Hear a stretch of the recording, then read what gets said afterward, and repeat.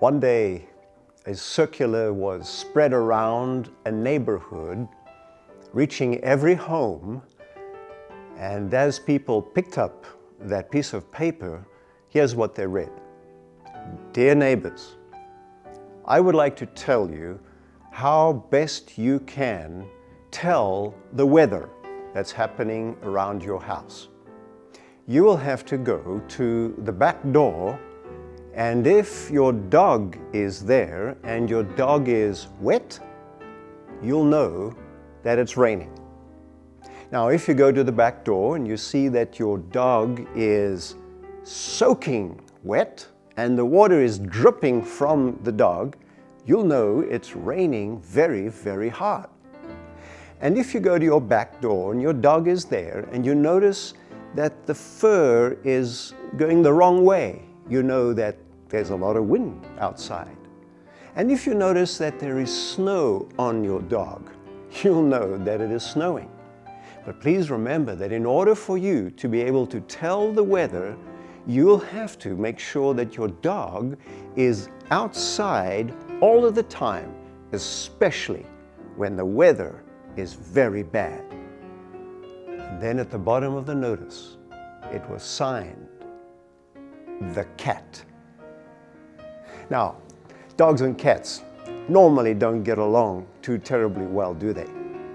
And maybe there are people in your life that you feel similar to the way the cat felt about the dogs in the neighborhood, and maybe there is someone coming to your mind right now, and you may be seeing the face of that person that you would rather just ignore, rather have nothing to do with, someone that gets in your way, someone that rubs you up the wrong way, and you wish you could get even. Do you sometimes feel about that person that if something bad should happen to them, that they deserve it? You quietly maybe think those thoughts and feel a little guilty about it. You know, the Bible calls those people our enemies. And even though we may not want to call them our enemies, there's no question that the cat would have considered those dogs its enemy. Well, we do have enemies, don't we? Sometimes in the Bible, enemies are not spoken of very well. David, for example, in the Psalms, from time to time, he would talk about his enemies to God, and he would wish that God would do them harm. One place he says, God, I wish you'd go to my enemies and you'll just slap them in the face. Now, that's not a nice thing for David to say. Job, on the other hand, trying to prove his innocence to God, made a statement and said that when my enemies are going through a tough time, I don't wish them any harm. Well, good for Job. But do you remember that Jesus even addressed that? He shocked his audience when he said, love your enemies. Pray for those who harm you or who hurt you. How could Jesus say that? How could we actually do that?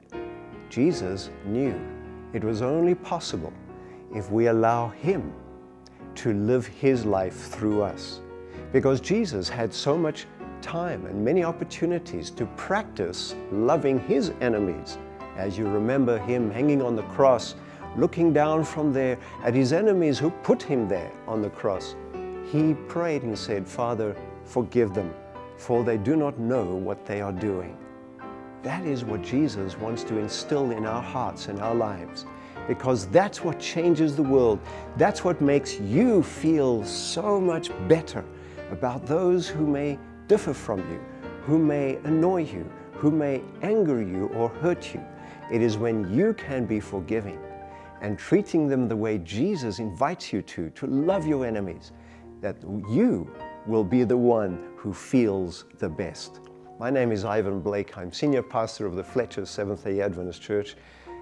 If you'd like to know more about us, you can go to our website at www.fletchersda.org. And our purpose, you'll find there, is to lift Jesus up and to love people in. Remember this, Jesus loves you. He wants you to love even your enemies.